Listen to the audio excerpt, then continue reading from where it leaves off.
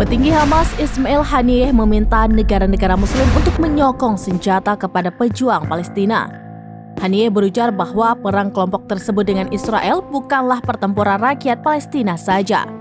Pidato ajakan ini ia sampaikan saat konferensi di Doha pada Selasa 9 Januari 2024 waktu setempat.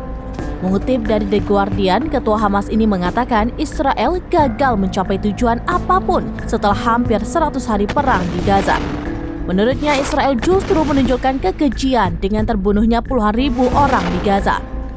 Haniyeh berargumentasi serangan Hamas pada 7 Oktober 2023 terjadi setelah adanya upaya untuk meminggirkan pejuang Palestina.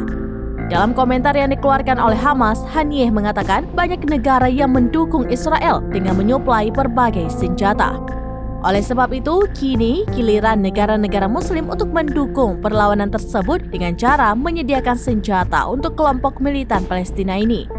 Berdasarkan data dari Kementerian Kesehatan Gaza, hingga Selasa 9 Januari 2024, sebanyak 23.210 warga Palestina telah tewas dan 59.167 lainnya terluka dalam serangan Israel di Gaza sejak 7 Oktober.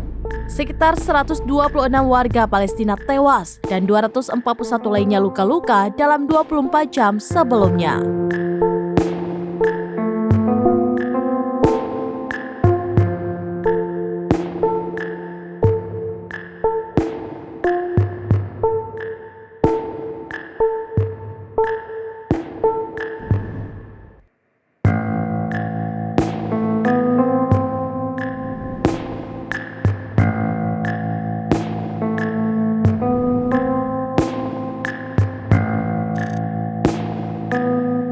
Download Tribun X sekarang, menghadirkan lokal menjadi Indonesia.